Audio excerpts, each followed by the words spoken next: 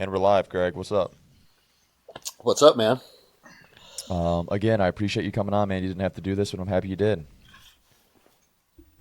Yeah, good to be here. I haven't been doing many podcasts online lately. So, Yeah. Your name has came up quite a few times. People that follow me are like, hey, you should interview Greg. You should have Greg on. So I reached out and yeah, we made it happen. This is fun.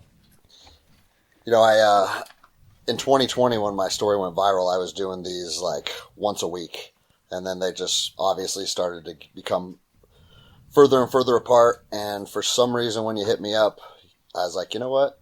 I need to get back onto this and just start interacting with people and make my presence a little more reachable. So yeah, I appreciate you having me on, man.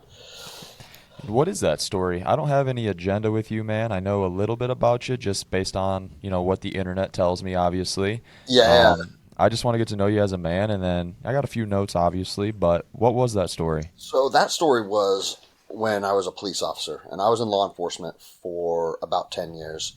And it was when 2020, the COVID stuff was hitting, and cops all over the country were doing a lot of crazy shit to people. And, behind closed doors in the lunchroom, sitting around with police officers, everybody inside of the profession was shocked about what we were seeing. Like a lot of constitutional violations happening, people having their businesses shut down illegally, people being arrested in parks for playing ball with their kids. A lot of things just rubbed police officers the wrong way. But no one was willing to say anything about it.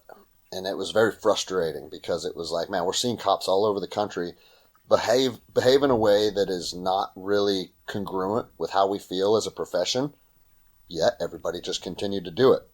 And so, I'm sure you remember there was a couple big stories that went viral, like remember the police boats chasing that guy for paddleboarding off of the coast of Malibu? That I was one do. of them. And then for me, the straw that broke the camel's back was there was a story of undercover agents going into a salon to have like manicures done, and then they arrested the young ladies that did it. And that's when I was like, I was in my patrol car when I saw that, and I just parked. I grabbed my phone and I said, guys, what are we doing as a profession? What are we doing? Our job as police officers is to defend and uphold the Constitution. That's what our oath is for. And what we're seeing is we're now being used as the strong arm enforcement for a government that is behaving tyrannical. And here's the thing, man. I was very cognizant of not to give my personal opinions on the COVID narrative or speak in outside of the realm of what I am a professional at. But the reality of it is, if we're going to detain someone for their freedom, there has to be a law that's legislated. We have to be able to articulate what law they broke. We have to have either what's called reasonable suspicion or probable cause of what violation they made. And it's your mayor can't just say, "Hey, go arrest those guys for going to church." That's not how the law works. And if you want the law to work that way, it has to be legislated. And it wasn't. And here's the thing, man. Lawyers can sit and litigate things and have two opinions. But where I landed on it and where my own moral compass led me to land was that what we're doing is wrong. And I spoke out against it. And, bro, that story went as viral as a story could go. And I ended up getting fired for making that statement.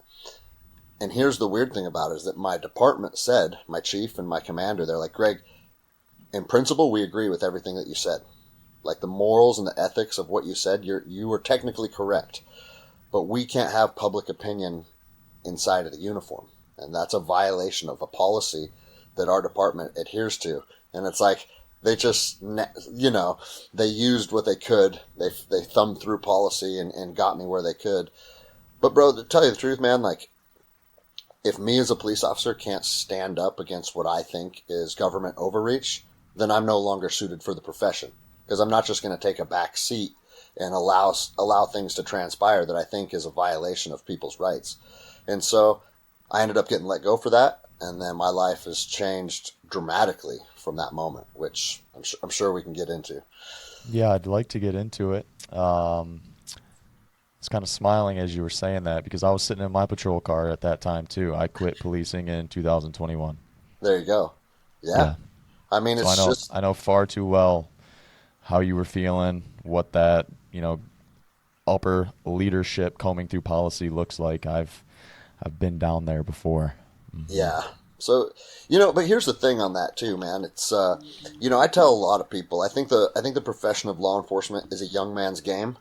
It I is. think a lot of young guys are eager to go out there and be crime fighters and serve their community and do the job. But what I found, and what most police officers I know would agree with, is once that initial excitement of being a cop starts to wane, the profession then takes a turn where it starts to become detrimental to your health, not only your physical health but your mental health, and it causes a lot of frustration, it causes a lot of anger, it causes a lot of relationship problems, it causes like substance abuse, and I'm always very careful when I talk about this. If you're the exception to the rule and you're the cop that's been running and gunning for 25 years and you love Good it, that's on you. awesome, man. And I'm not speaking to you. That's an admirable thing. If you're doing it and you like it, by all means, continue to do it. But from what I saw is all the guys that were in, and I worked for two departments over the course of 10 years, all the guys that were in, an overwhelming percentage of them that have been in over 10 years, hated the job. They hated the profession. They hated their chain of command. They were bitching all the time. The negativity was palpable. And, but the interesting thing is, the majority of them weren't willing to go make a change. Like, bro, how many times did you hear, bro, I got 16 years left, and then me and the wife are buying a fifth wheel, and then we're going to do this, and then we're going to do that. And it's like, 16 years? Like, you're going to do something that is detrimental to your well-being and your happiness for 16 years? And the answer is yes, for most people. And so, like, COVID was a blessing in disguise, man. It put me in a position where I knew I had to step away from the profession. And had that not happened, who knows where I'd be. But, it was a blessing. It was a blessing financially. It was a blessing, like, emotionally and spiritually. And so, a big part of my podcast and my message and what I push out is for soldiers and first responders to have that courage to step outside of what's comfortable and step into a new phase of life, because that phase is waiting for you. You just have to open that door and step through it. Yeah. That 16-year thing, man, that used to scare the shit out of me when I'd hear guys talking like that. And bro, it God. was every day. It was Every every day, day. Greg. Every day. And it's sad, man, because, and I tell people this too, because, like during that era, shortly after my story was George Floyd, Hmm. and the profession was really painted in a bad light for a long period of time, and everybody hated cops and the rise of BLM and stuff. And so I'm very careful to always articulate that although I see a lot of depression and a lot of darkness inside of policing, it's also good-hearted people that just can't find the answer they're looking for. Most of the people I worked with, they're not these racist assholes looking to go ruin people's days. The truth is, most cops are good human beings. Hmm. They got into it for the right reasons, I would say, and then it just that continuous drain has just beaten them down. But that doesn't mean they're bad people. That means they're just tired people. Yeah. Well said, too. So they kick you to the curb. Then what, man? What were you feeling right from that moment? Did you have something lined up in the background that you'd been working on? Or, I Well, mean, here's the that's. interesting thing is I'm a big jiu-jitsu guy. Hmm. I've been doing jiu-jitsu for 22 years now, and I had already started and was running my own jiu-jitsu academy. Um, my jiu-jitsu academy I opened in 2015, so the whole time I was a cop up in Seattle, I already had that academy. Ew, But it you were was in more of a Seattle? yeah. Now I moved to Oh, Seattle, so that's where I worked. I was in Seattle. So I worked under the Port Authority. I wasn't part of Seattle PD actually, but still, I mean, same jurisdiction, patrolling the same streets. We're working hand in hand daily. Um, the port was a little better option because we didn't have all the residential properties that Seattle PD had to deal with, but it's still the same shit. You're dealing with drugs and you're dealing with petty thefts and car prowls and that kind of stuff just all day, every day. A lot of trespass just because of the transient population. But yeah, bro. So my jiu-jitsu academy, it was already up and running, but it wasn't. it was more of a club with some homies, more than like a viable business model. And after that story went viral, and not only the story went viral, but because everywhere else was shut down, I was very public. I'm not shutting my gym down. You know, we shut down for 6 weeks because remember when everything was new, we thought the bubonic plague was coming. But once I started to see this for what it was, I was like, you know what? I'm going to open my gym back up. If people want to train, cool. And if people think it's too dangerous to train, then you don't have to train. Like it seems like a pretty simple formula, right? And we did that, and bro, we grew by 600% over the next 12 months. Wow. Yeah, I mean that's it was. There were several different factors that played a role in that. I had to. We opened up a very comprehensive kids program, and before that, I didn't train kids because, like I said, it was just a club for me and the homies more than anything.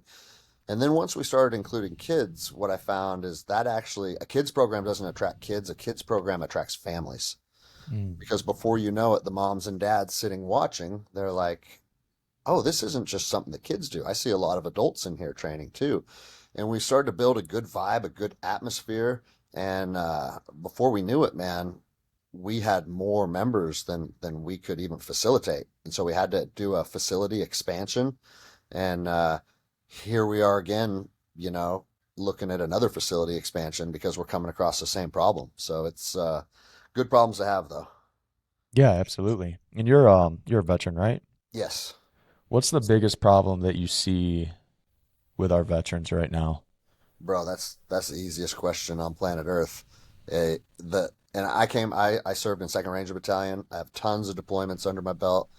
Um, I think the biggest problem that veterans face, I and sometimes people get upset when I say this. I don't think I have 14 combat deployments. I saw a lot of warfare.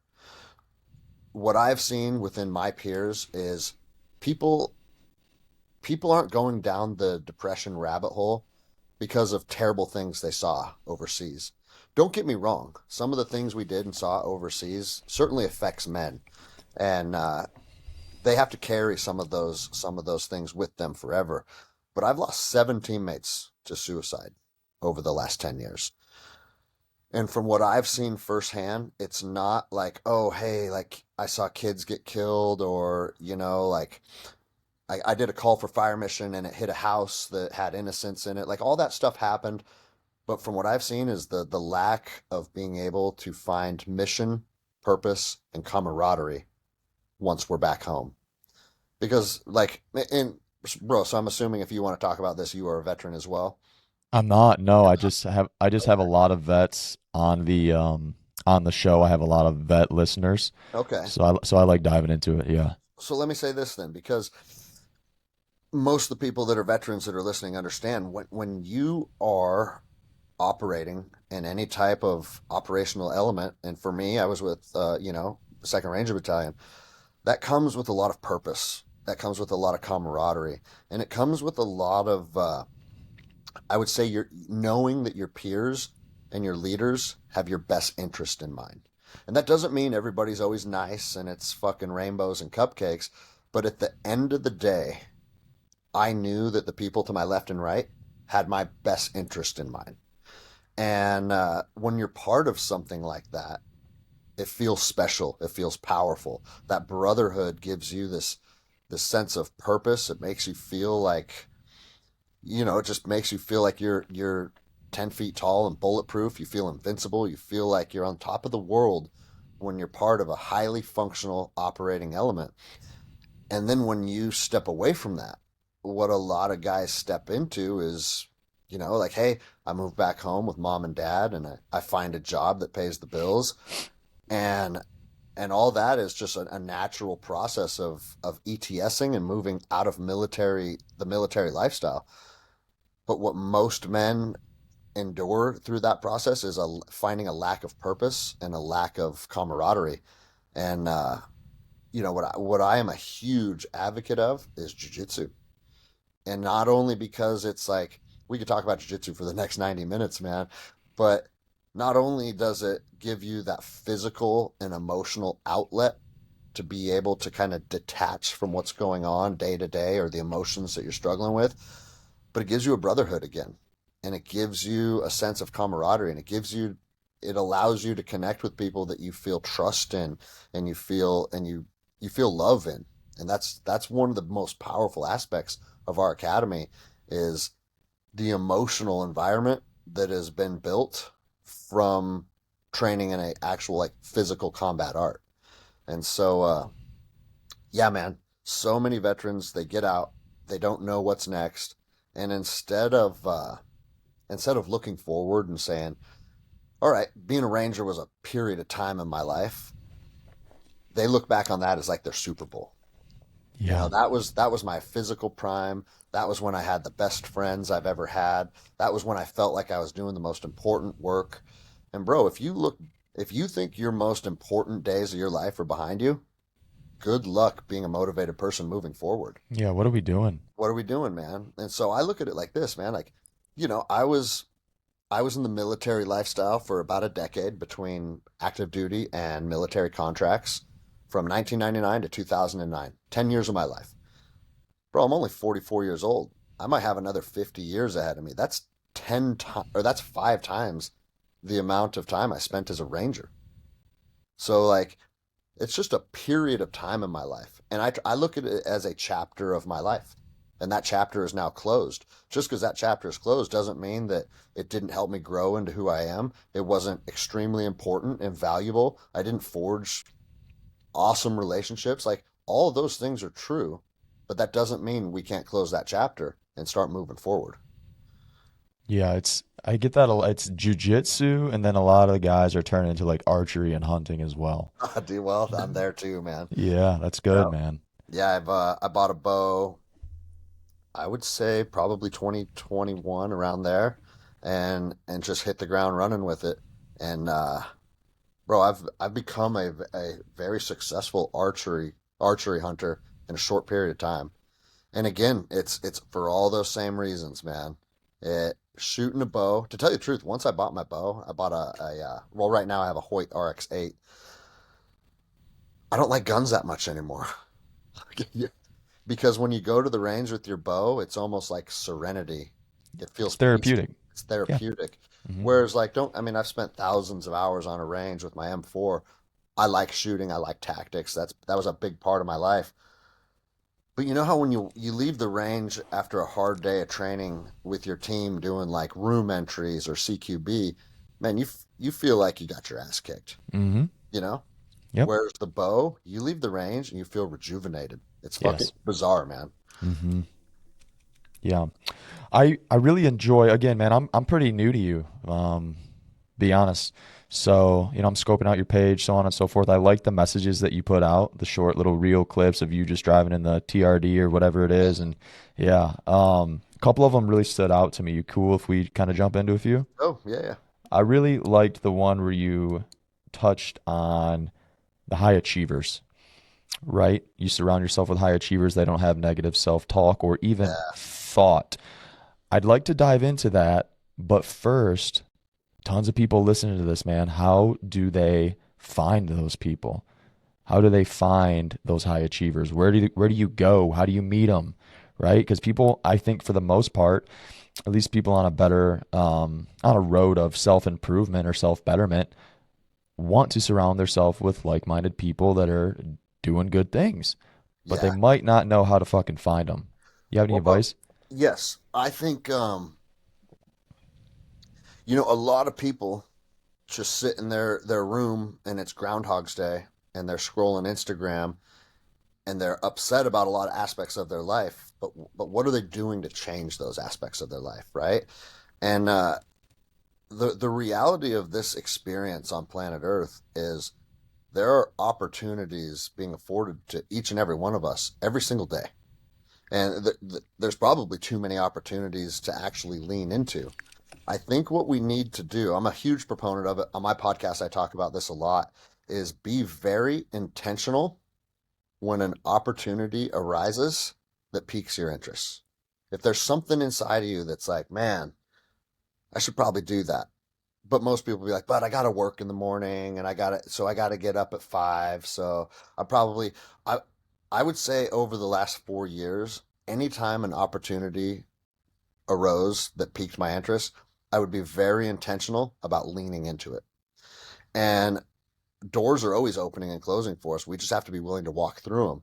And the first and foremost, I think you have to be putting yourself out there within a community of people that are doing difficult and arduous things. And for me, it's jujitsu, right? But I also own a CrossFit gym. Our CrossFit gym and our Jiu-Jitsu Academy are co-located on the same lot. And so like I am immersed in a community of people that are simply trying to be better each day. And that doesn't mean all of my athletes are these jack studs with six packs. Like what I judge people on, if whether I want to spend time with them or not, is are they trying to be better tomorrow than who they are today? And if people meet that threshold, they have a seat at my table.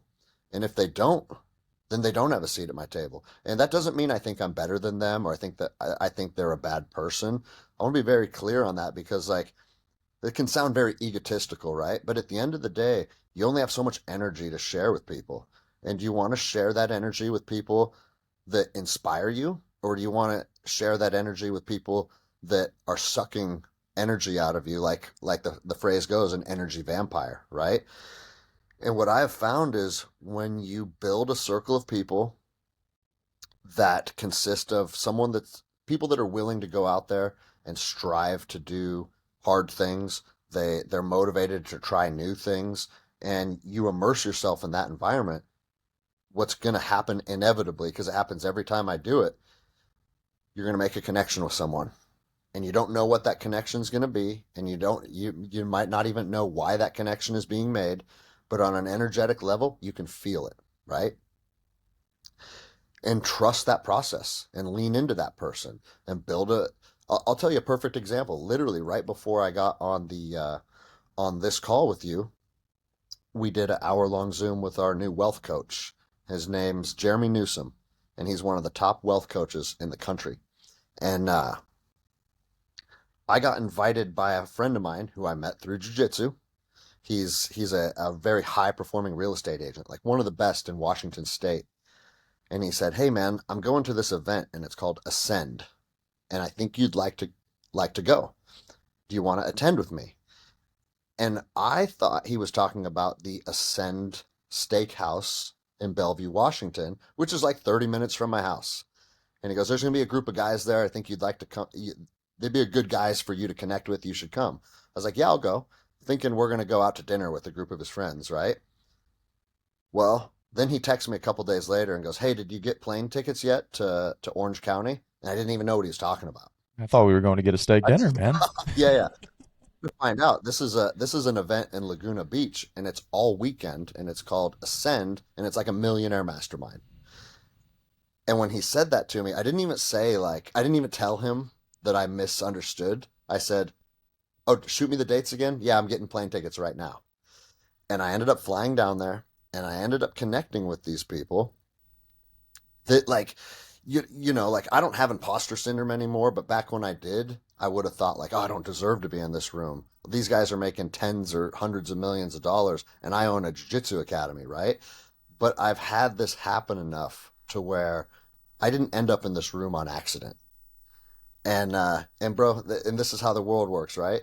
You know what the guys decided to do that day? Because these guys get together like once a month and they go do an activity together.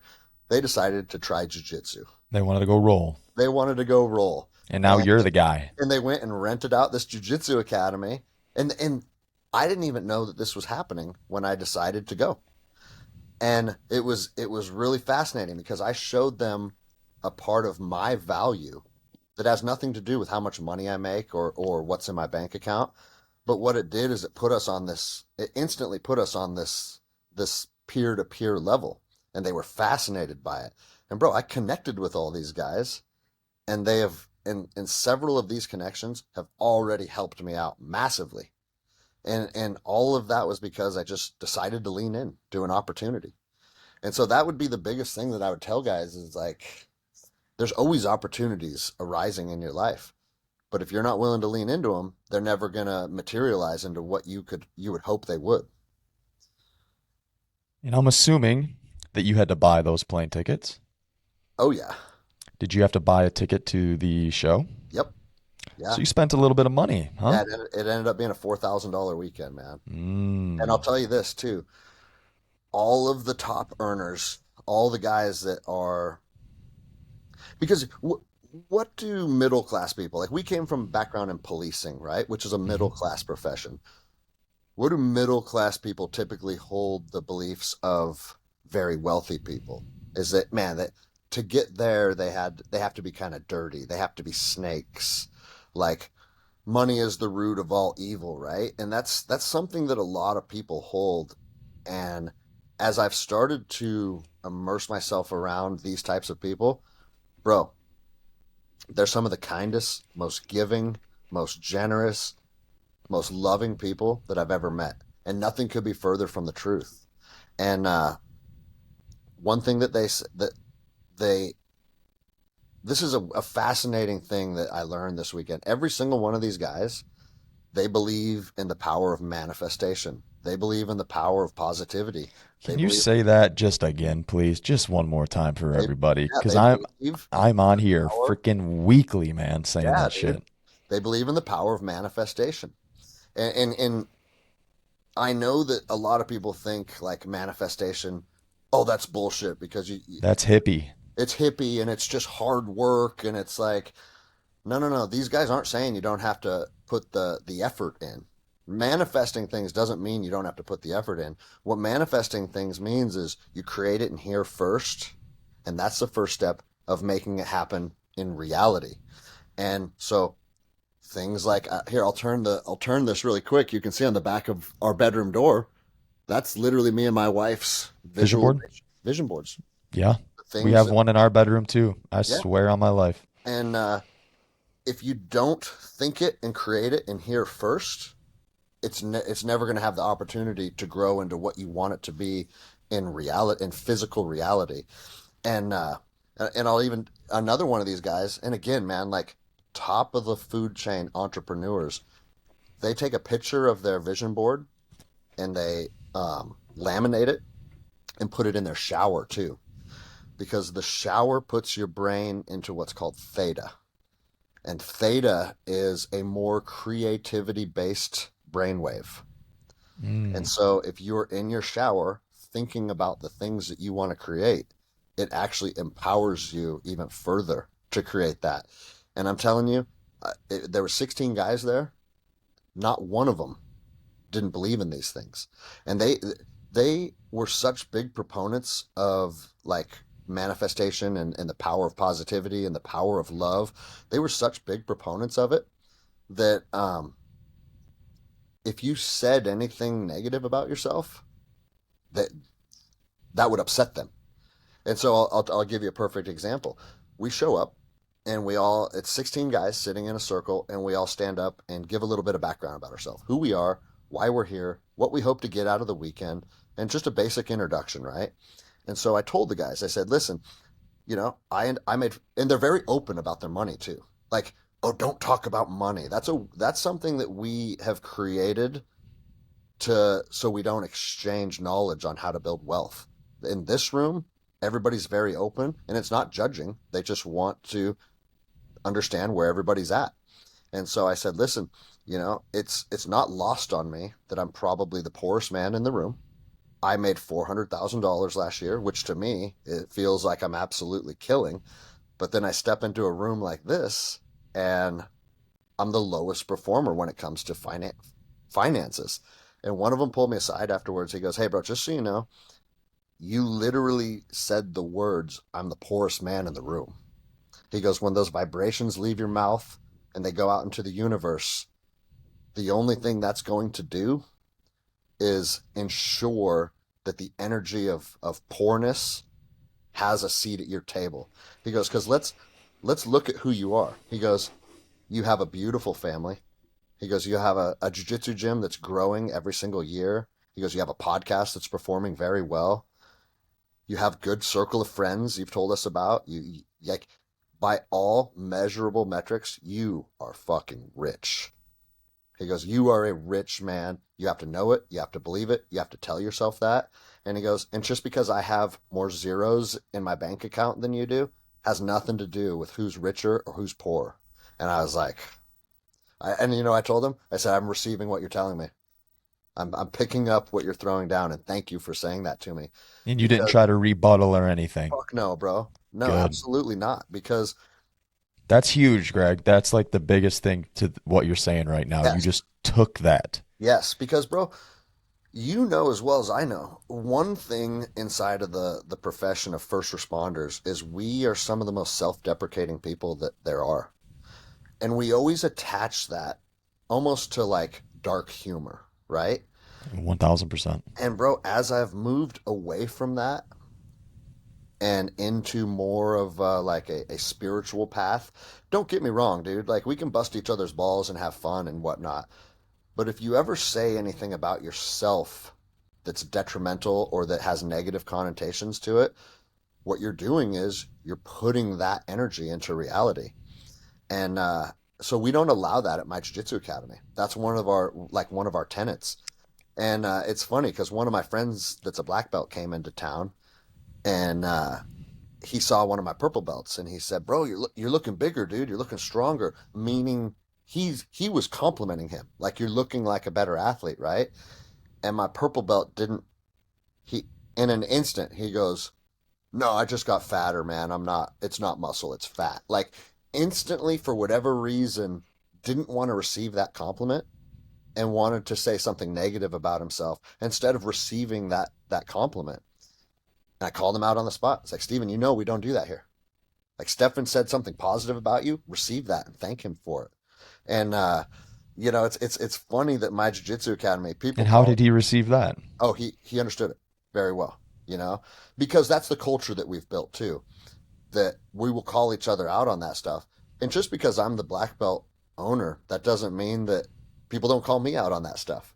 And so like we want everything we tell each other to come from a place of love and positivity. And bro, once you start doing that, it I honestly think that the reason that it's acceptable in jiu-jitsu is because we know how tough everybody is, right? Like, dude, we beat the shit out of each other all night. You know who your tough rules are. You know who can kick your ass. You know whose asses you can kick. And at the end of the day, what that does is it eliminates dick measuring because it's like nobody really cares anymore because we all know. It's in reality of who's who and where we're all at and where we stack up. So it's like there's not this need to establish a pecking order because we're already comfortable with where we fall into the pack. And because of that, I think it allows us to be open with each other, open and Mhm. honest. Bro, half the men on my jiu-jitsu team at the end of the night, we hug each other and say, I love you. And and bro, if I had said that to my Ranger buddies, they'd be, oh, you're fucking gay, bro. Like, you Mhm. know? And so I think it's a natural progression of men, though. Like, I'm in my 40s now. I'm comfortable with who I am. You know, I mentioned imposter syndrome earlier. And bro, even when I was a young stud Ranger team leader, there was team leaders that were better than me. And instead of looking at those men and being like, man, it's cool that I get to have a team leader in my platoon that's better than me and this and better than me at that, like that makes him a good teammate that I can lean on, right? I used to look at myself and be like, fuck, man, like, why am I not as good as him? And I would say wouldn't be until my 40s that I've been able to lean in. That's like, hey, just because someone's better than you, that doesn't make you bad. That makes them good. And what a great teammate to have to somebody that's better than you. Yeah. Going back to the positive self-talk and manifestation, man, I really want to hammer this home because literally in my notes, I have your words, they hold power. Yeah, yeah. And I wanted to touch on that. That was one of your videos that you posted up not long ago.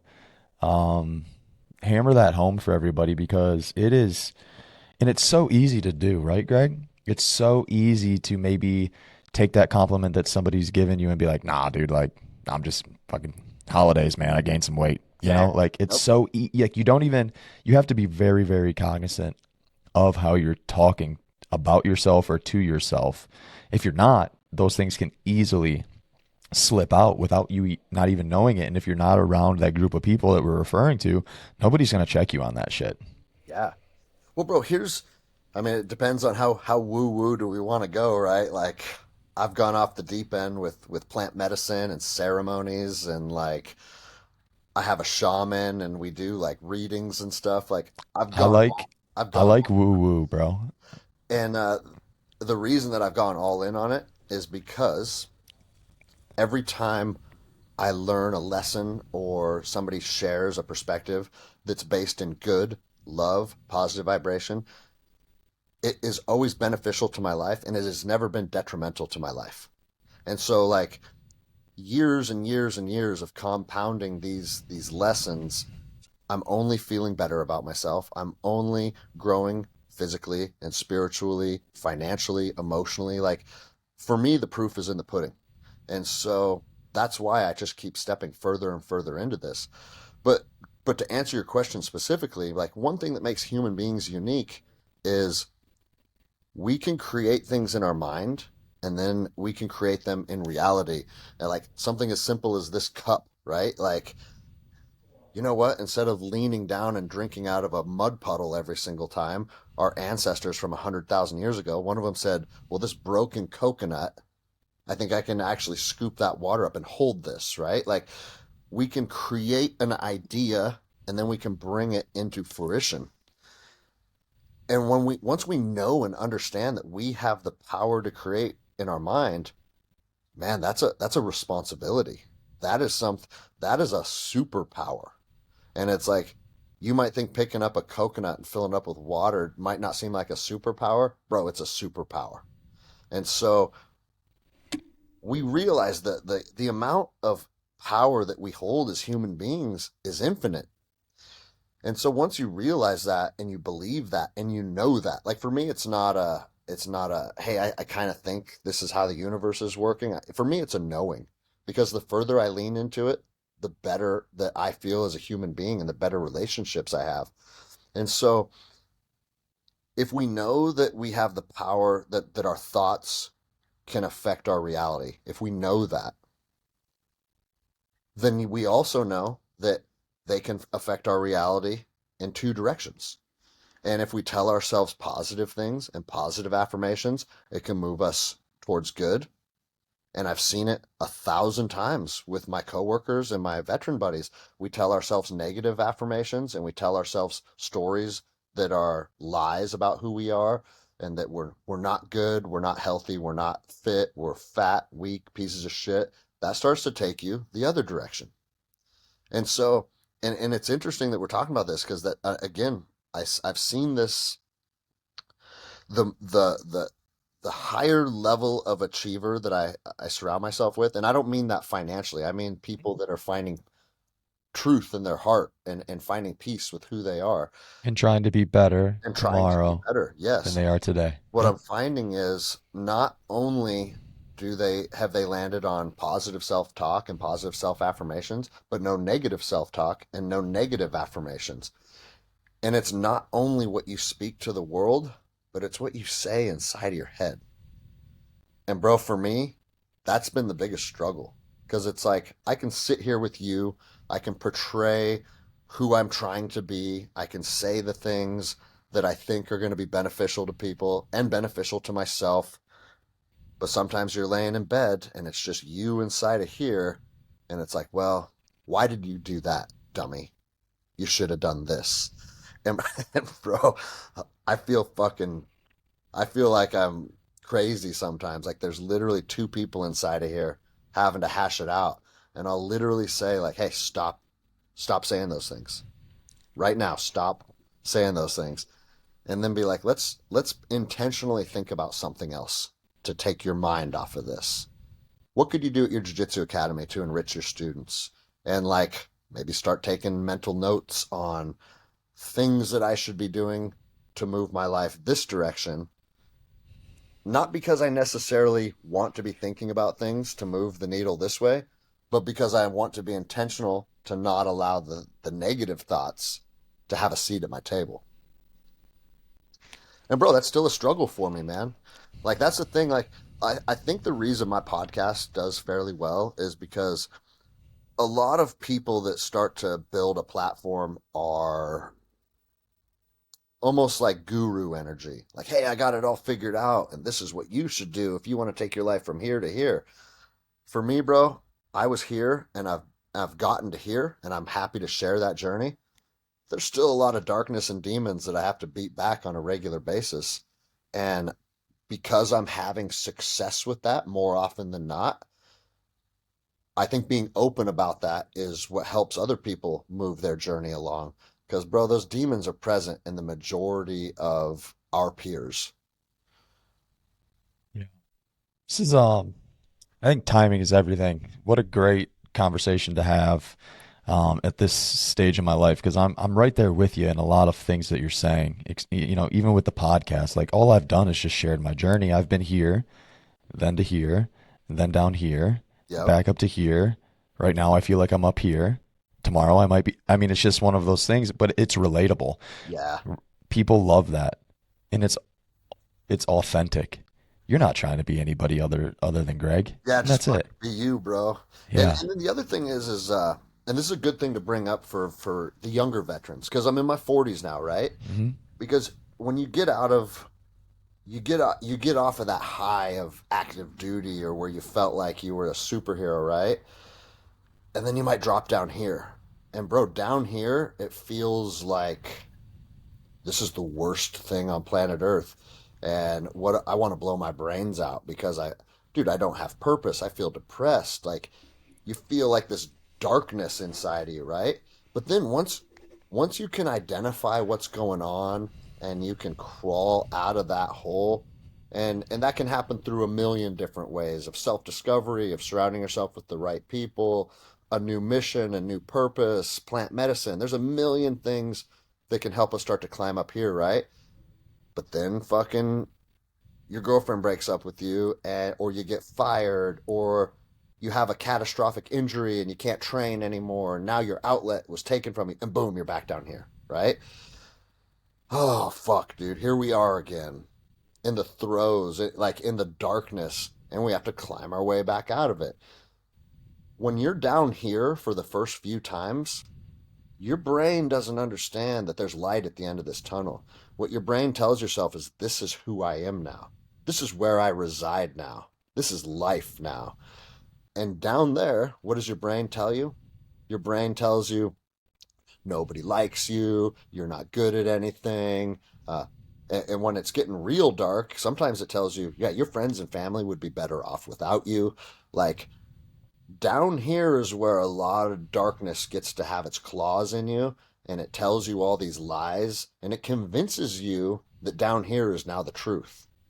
Then you crawl back up, and then up here is where you find, like, oh no, like people do love me, people do value me, I am a good father, my wife does value me. Like all these things happen up here, right? And what I've found is once you do this enough times, now down here, you're like, I know you. Been here before. I've been here before, and I also know this is a period of time. And I also know down here, a lot of those voices that I'm hearing are full of shit too. And if you can endure down here and understand that it's just a process of the journey of life, now down here doesn't start to feel so bad because you understand, hey, bro, I know these voices, I know these feelings, and I gotta work through it, and we'll get back up here. The guys that haven't been through that cycle a handful of times, I think that's the most dangerous. And bro, I've been there. I've been there when it's like my first time feeling real dark and real low. Man, you think that that's life now. You think that's who you are. You think that's who you become, and you can't understand that that's not life. That's a season of life. And once you can work through those seasons a few times, man, you know what? You can't have hot without cold. You can't have up without down. So you realize that that's just a cycle that you've went through, and stop attaching like good and bad to it and just understand that sometimes life's going to get dark and we got to work through it and ride the waves, ride the highs, enjoy the highs, and just know something at some point is going to bring you back down here, but that's okay. We've been here before. We'll crawl our way back out of it. And you want to know what gives me the most comfort in this, bro? Is like, I think most men are waiting to arrive at a point of financial freedom, happiness, the relationship with their wife is good. When now what I'm realizing is, bro, when we're 80 years old, we're going to be fighting our demons at times and living a life of love and happiness at times and everything in between. It never changes. The journey is just this. And you want the journey to be this, trending upward. So like the older we get, the more wisdom we can share, the more love we can express, the more gratitude we can hold. But that's the journey. And I feel like once you kind of submit to that and understand that, the downs don't scare you as much anymore. Yeah. Your journey of self-discovery is impressive. You mentioned like crawl back up. How do you do that?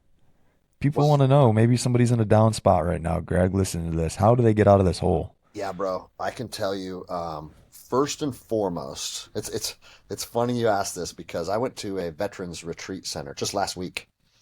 And because I believe in still working on yourself, right? Like just because I'm not suicidal or depressed doesn't mean I can't go and learn new techniques and learn about myself and make new relationships. So I went and did that down in the Virgin Islands.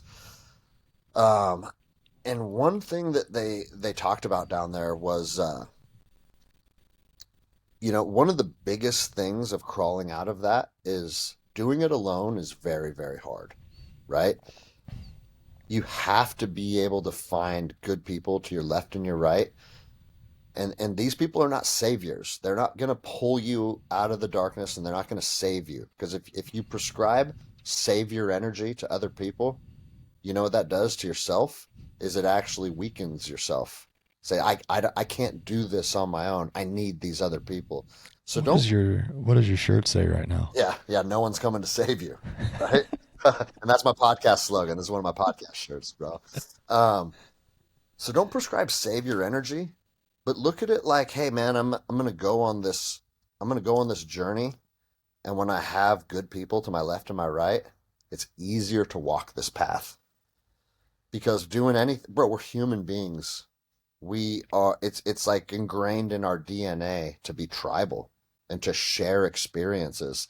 I think for the first time in history, I would say in the last 100 years, people can be loners and still survive. Whereas every single fucking piece of history preceding that, if you wanted to eat, if you wanted to survive, if you wanted to build, if you wanted to create, you had to rely on your tribe to make that happen.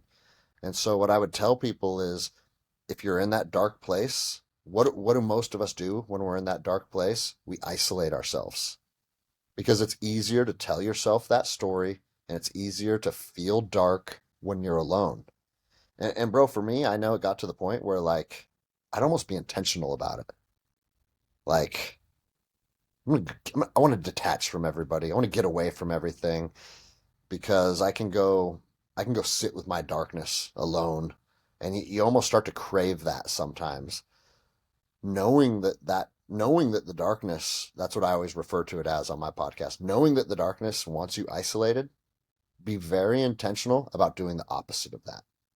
Find an activity that puts you in the presence of other people. And I'm not saying you have to go and like talk about all of your darkness or like even necessarily have the activity have anything to do with that. But just put yourself in the presence of people that are doing good things, that are bringing a positive energy. And again, like again for me, it's always jujitsu. For other people, it can be yoga, it can be archery, it can be whatever, But put yourself in the energy of people that are trying to be better, and I promise you, it will start to pull you out of that darkness. It's an energetic thing. Like you don't even have to be talking about, or it doesn't even have to be in relation to your depression or your suicidal ideations.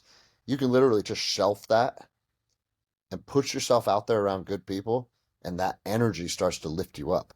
But the thing is, if you continue to intentionally isolate yourself and allow that voice that says, no, don't go out there, don't do this, don't do that, don't talk to that person, don't respond to that person's text, don't pick up that phone when that person's calling.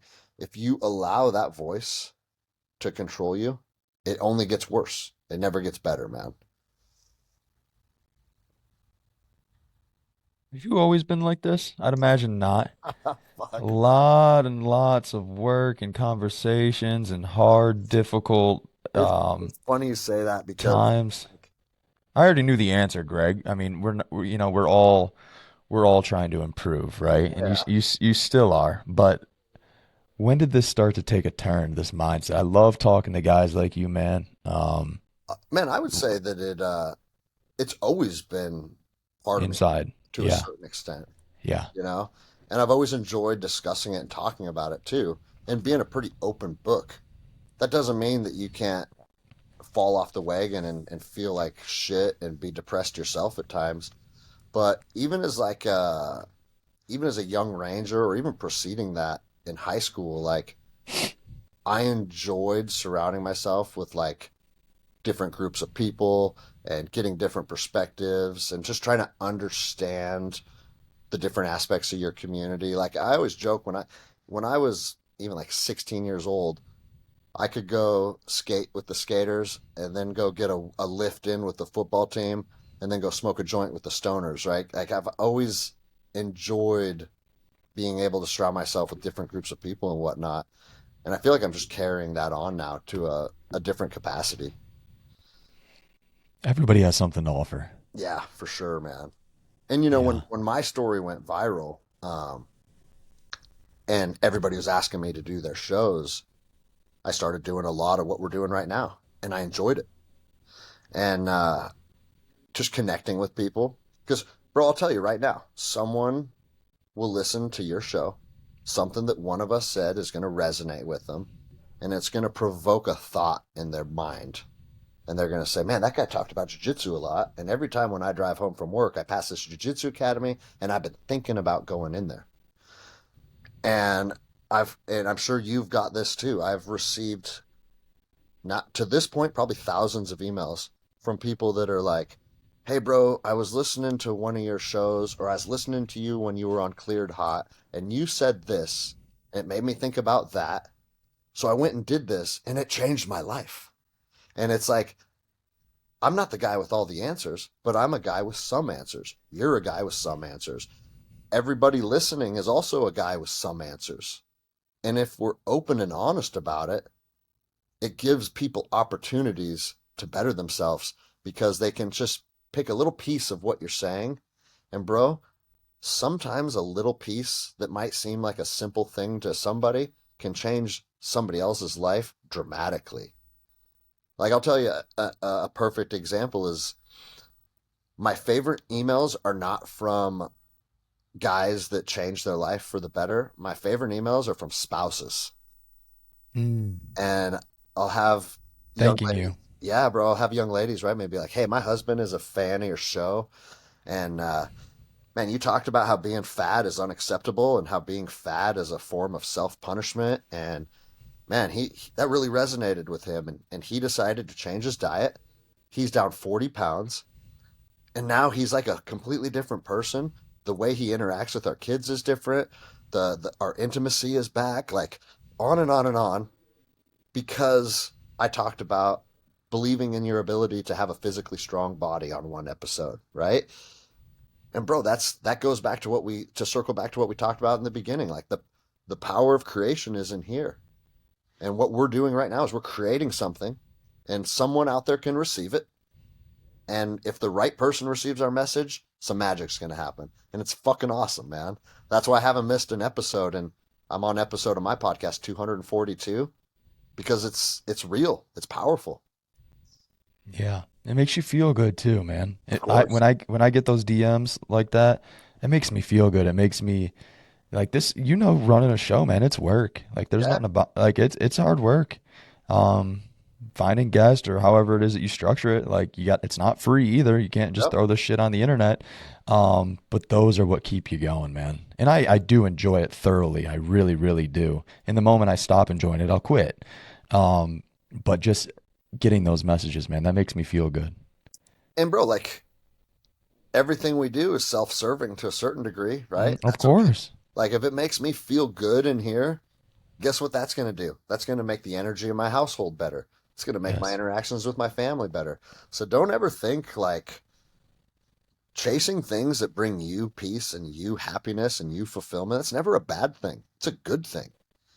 You know, sometimes people try and shit on that because it's like, oh well, you know, you should just wake up and get on the grind because you got to put your kids through college, and like they start to attach being a provider just being something that we do to provide money or provide security. But the truth is, if you can be good in here first, and that's the journey you chase, man, that the people in your circle are going to get an exponentially better version of you, and that's the first step to actually giving them what they deserve. Mhm. Yeah, I mean, I bring it back to I've never done one of these and my cup not been filled after. Yeah. You know, and that was, episode 2 probably got 4 downloads. Yeah, when I first started, right? How But long have you been doing this now? over 3. Okay, so yeah, long time, man. Yeah, It but isn't I've like I'll go back and listen to my early oh, episodes dude, don't do that. because at the time it felt, man, I was like, dude, I'm killing this. I'm getting like, I'm happy with the downloads or I'm happy with the shares or whatever. And then you go back and you listen to it and it's like, oh, what was that? But again, it's like, it's a jujitsu analogy that Yeah. was your white belt days of podcasting. Yeah.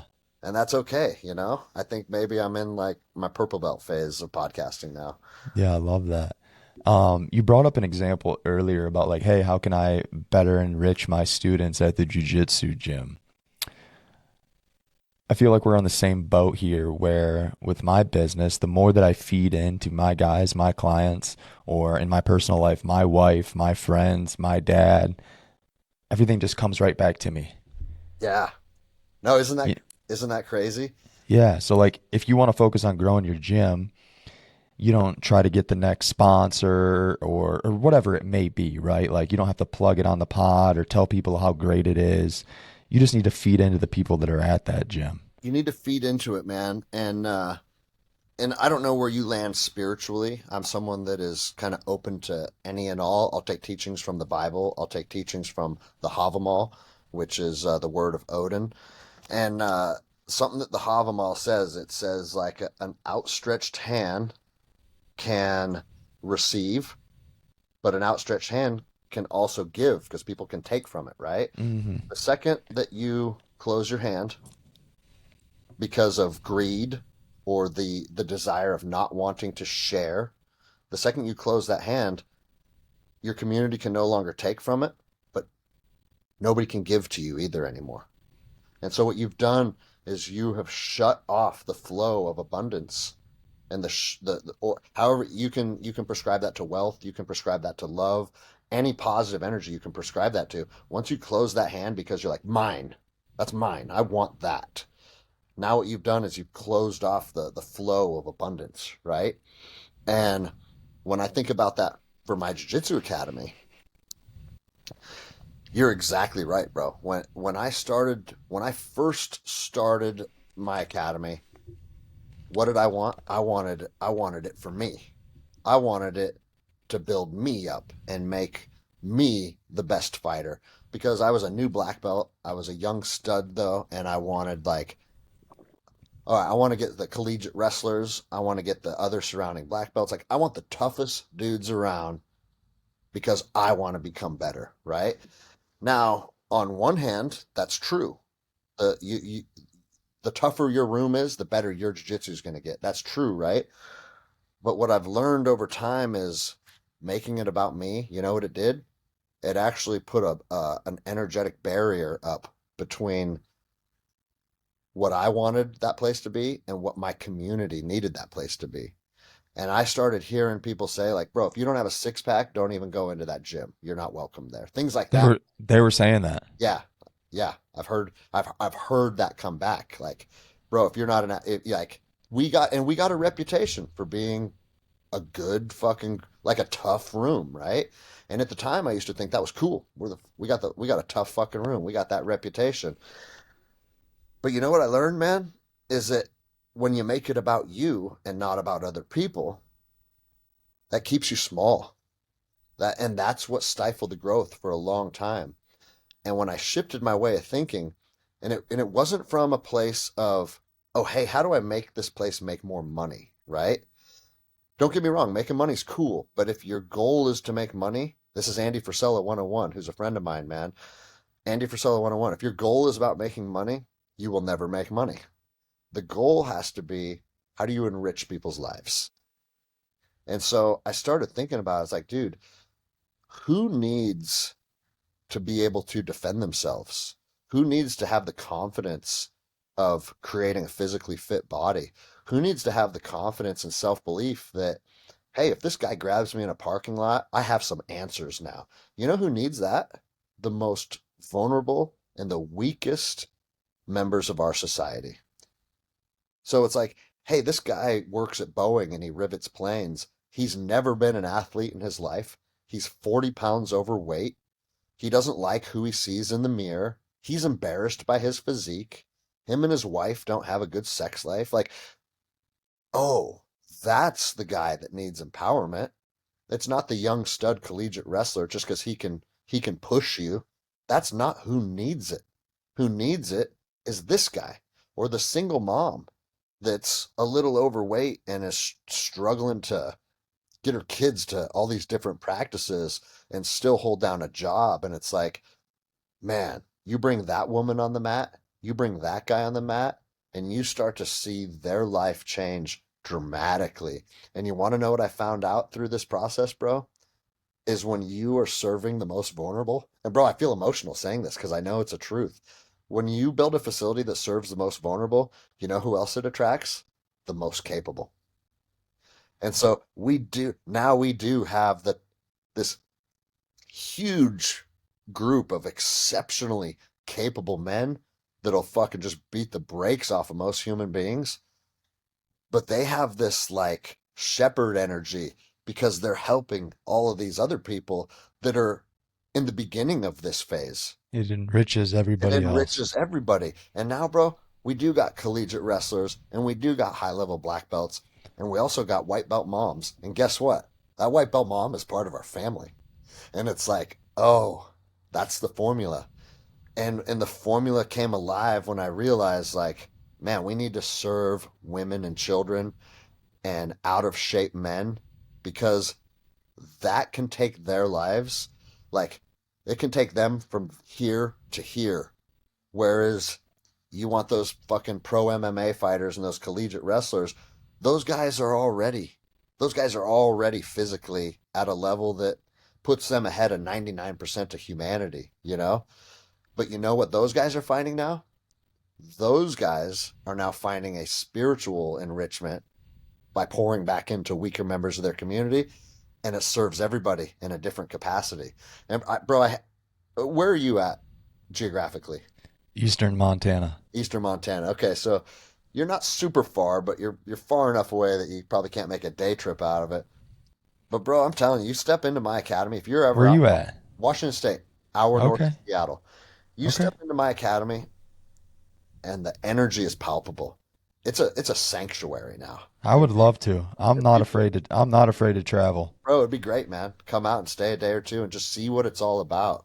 And yeah, bro, we've arrived at a place where it's like the academy is changing lives.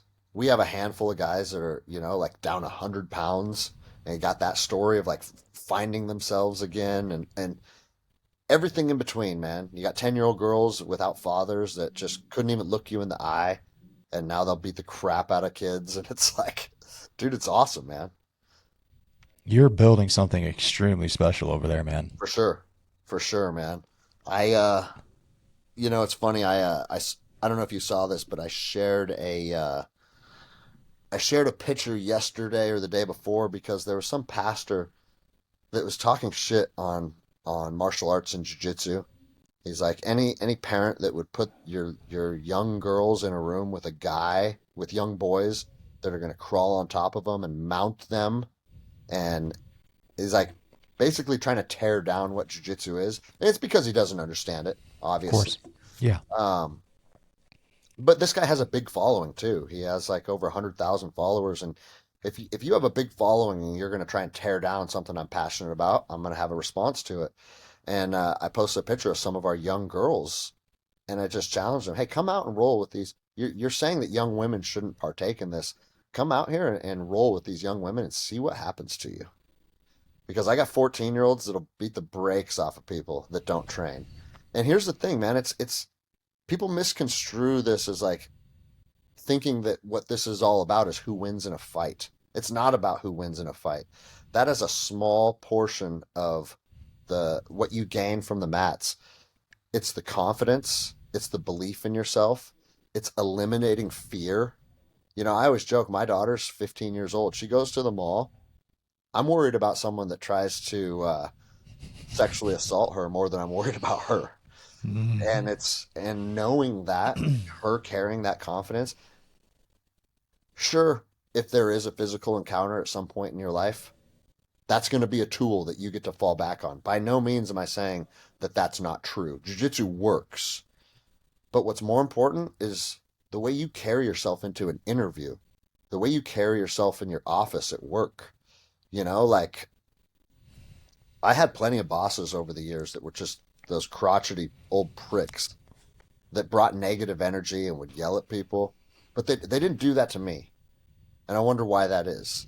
And that's because they know if it were to go to the realm of physical combat, they'd get their fucking guts stomped out. And even though I'm never going to fight my supervisor, like we all know, like I'm not going to go into my supervisor's office and fight you. But there's a part in our like lizard brain that when you know that about another person, you just carry them in a slightly different regard. And that's just part of the human experience. Mhm. And so like once you're not willing to be a victim and you share that energy in your heart and you project that energy to the world, your whole life changes. It changes with your bosses, with your teachers, in your relationships, everything, man.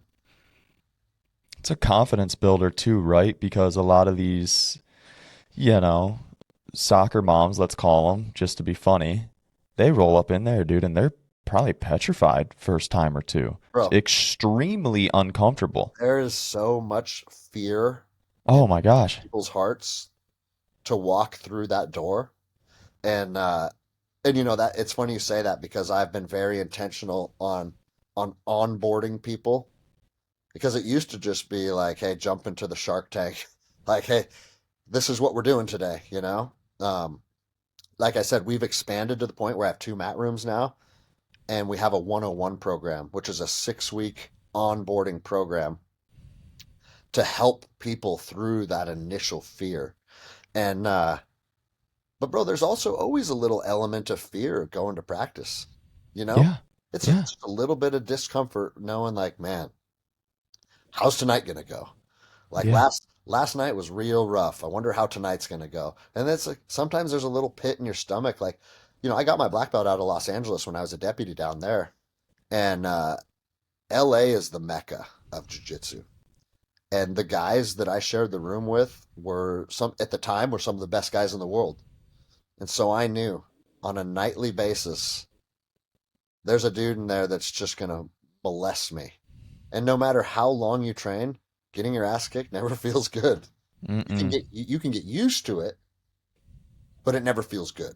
That's required though. Yeah, that's required. And so Yeah. like, as I continuously went through that process night after night after night after night of having dudes just fucking do whatever they wanted to me, bro, it gets to the point where as you're driving to practice, you start to get a little pit in your stomach, right? And now that I'm the black belt head coach, I don't get put in those positions very often anymore. Sometimes I forget that the guys that are coming up through the journey, the guys and gals, just showing up takes an element of courage, Absolutely. And if you keep showing courage on a regular basis over a long period of time, you become a courageous person. And that can be that 40-year-old soccer mom. Dude, I'm nervous about it. You should be, bro. I It's am. it's nerve. I'm It's not petrified by any stretch of the imagination, but I'm big time nervous, man. I haven't rolled in years, and even at that, I was rolling once every 6 months for like an in-service training, dude. I got yeah, no experience. Zero. bro, and it's It's a really interesting tool. This is what I always tell people about the mats. The person that you meet on the mat, it's not your opponent. The person that you meet, the two people that meet on the mats are the person that you thought that you were and then the person that you actually are. Yeah. Because for most people, those two people are very, very different. Most men think, I could do this, I could do that. Like, you have this confidence inside of you because we're men, and it's very common for men to have this false sense of confidence that I could just do this. And then when you go experience that and you It gets realize, real, real quick. oh wait, I'm not who I thought I was. And bro, I'm a perfect example of that because I learned that lesson. Luckily for me, it was at 21 years old. I was deployed to Iraq. And bro, I grew up wrestling and boxing too. So it's like I had a background in some combat arts. So, you have a few years of wrestling and a few years of boxing, and you beat up a few drunk college students. You You're basically somebody now, you huh? basically think you're a UFC fighter, right? And bro, this Navy SEAL that was deployed with me, and I hate admitting this because Rangers and SEALs are rivals just by nature, but he was stationed in Ramadi on the base that we were at. We were working together on this team, and he goes, "Hey, bro, do you want to get some training in tonight?" I say, "Yeah, what do you do?" He goes, "Thai boxing and jujitsu." And I was like, "I'm gonna go. I'll beat the crap out of this guy, right?" And dude, that dude molested me like a child, Ragdoll. ragdolled to the point where I was like, I didn't know that another man could do that to me. And that was when I was like, Was okay, he big? Was he bigger than you? no. Bro, That's even worse, I was right? 225 at the time, Hmm. and he was about 175. I mean, he Yeah, was a bro. super athlete at 175, built like a George St. Pierre. But still, I had 50 pounds on the guy, and he did whatever he wanted to me. And so that was my moment of like, oh no, right? But dude, I've watched men have that moment of oh no, having a young female on top of them. Like I had a female purple belt who was I think she was like 22 years old, and this guy came in and he here I'm gonna let my Mal out of his crate. Oh, you're good. You're good. He's starting to Beautiful dog, by the way. all right, come on out. Um, so this guy came in for kids class, right? And one of my coaches invited him. He's like, "Hey, bro, you want to try this? You're bringing your boys in here. You want to try it sometime?" And he goes, "Yeah, I'll try it." And he told me, he goes, "I thought that I'd get on the mats and be able to beat the crap out of everybody." He goes, because he grew up doing motocross and just like a rough around the edges, tattoos on his neck. Like he's a blacksmith by trade. So blacksmiths are just tough people. And and one of my females beat the crap out of him, dude. And he told me after that, he goes, "Bro, I fully expected my wife to ask for a divorce on the way home." And he goes, "I'm not trying to be silly or funny with you. Like, I'm the protector of the family. I'm this fucking tough motocross dude." And she watched a young female strangle me, and I couldn't do anything about it because I fully thought that I was going to get divorced. And that was 8 years ago. He's one of my brown belts now, one of my favorite people in the world, and he's been there almost every day since. But that's what it takes sometimes. Yeah. Yeah. What a great opportunity to learn and find yourself. I like how you said who you think you are and who you are usually two totally different people. I found that version through ultra running. Okay, yeah, I That bet. shit got pretty terrible pretty quick, and you think, hey, you're tough, you're this, that, and the third. Well, not when everything's going south and you're puking as you're running and you got shin splints and your knees are blown out and your hips are fucking banging. Like it's and you're all alone. That's another thing too, the loneliness. And then it's just you and your internal thoughts, right? So um and it could be jujitsu, it could be ultra running, it could be whatever, but finding that thing that's a little bit uncomfortable and that frightens you a little bit, I think it's required, man. So, bro, I'll tell you, I've always been fascinated by ultra runners. Always. Psychos in the Um, in the best way possible. Even like Ultra Marathon Man, the book written by Dean Karnassus, I have it at home. I've read it. Yep. fascinating book. Yes, it is. And there's always been a part of me that's like, one day that's going to become my focus, right? Mm-hmm. Now I also have I'm not bone on my knees yet, but I'm getting close. Like I already had an orthopedic surgeon tell me that it's time to put a fake knee in there because you can't rebuild cartilage and you can't do this and you can't do that. So I'm gonna rebuild cartilage. I'm gonna get my knees healthy, and that type of endurance, athletic endurance endeavor is it's on my bucket list. Yeah, you should go for it, man. You really should. It's an experience, and the that community as well as the jujitsu community is top tier, man. Some of the best human beings you'll ever meet in your life. Oh, I'm sure, man. I mean, They it's are. just the mental fortitude to keep pressing on when every other thing in your life is telling you to stop, probably including most of your friends and family, right? Oh yeah. You're Oh like, yeah. not gonna keep going. Hmm. Like Cam Haines is another one, fascinates me, man. Yeah, he's a fascinating guy. He just goes. I know that I'll be able to. My goal is to be in that kind of shape, right? When I'm that old, because he's closer to 60 than he is 50, man. Yeah. Yeah, he's an absolute unit. Very mentally tough as well. But Greg, I want to be. Go ahead. I was just gonna say, like, and this goes for jujitsu too. I think sometimes people can become psychopaths about things to their detriment as well. Mm, Like, sometimes, like I wonder if David Goggins wants to be in a state of misery because that's all he knows. You know, and I'm not casting shade at him. I'm fascinated. I've read all his stuff. I listen to his things, but sometimes you just get that vibe that it's like, man, like, is that guy ever going to feel happiness? Because it feels like he's just constantly punishing himself. Like there's times when he's like, I don't fucking listen to music when I'm running because running's not about being happy, and it's like, oh, damn, bro, that feels dark. You know? hmm And he's the same guy that'll tell you he's the happiest guy in the world too. I've heard True. him say Same. that on multiple occasions. Hmm. So Greg, I want to be respectful of your time, man. I just got one last thing written down here that I wanted to touch on. You made a post regarding like that single point in time. Do you remember what I'm talking about? yes, yes, absolutely, bro. Talk Um, about that. the single point in time. You know, we kind of already touched on it when we were talking about suicidal ideations and battling the darkness. But I talk about this a lot because, like I said, I lost 7 teammates to suicide, but I probably have 3 times that many teammates that have had their Glock in their mouth, trying to build up. I don't want to use the word courage, but it kind of is building up the courage to squeeze that trigger, right?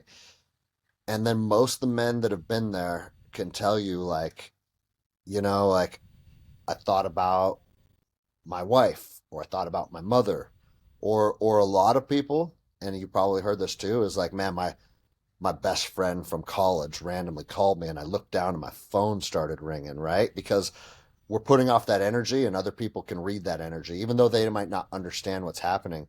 But regardless of what pulls you out of that moment from squeezing that trigger, is that you need to know that once you work through that single moment in time, man, you can start getting back on the horse and climbing back up that hill. And every single one of my friends that have had their Glock in their mouth, there's none of them that are like, man, in that moment, I wish I'd just pulled the trigger. Hmm. You know, there's not one. I've never heard that.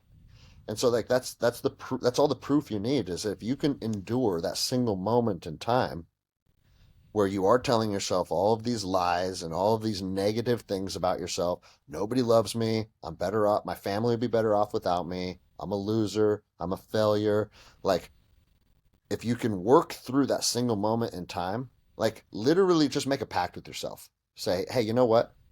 This is what I tell my friends now. I'm not here to talk you out of suicide. If you want to kill yourself, kill yourself. I've had survivor's guilt. I felt bad for not doing check-ins enough, and I'm done with that shit because that's not my burden to carry, right? So instead of trying to talk you out of suicide, will you just make me a deal that you will call me to say goodbye? That's all I want from you, bro. Just give me the fucking respect of your friend to give me a goodbye. Because what's a goodbye going to do? A goodbye is going to take you out of that single moment. Yeah. That's what it's going to do, man. And so, like, I also don't want to diminish the desire to end it all because when you're that dark, sometimes that feels like the only thing left. And for men that are there, man, like I get it.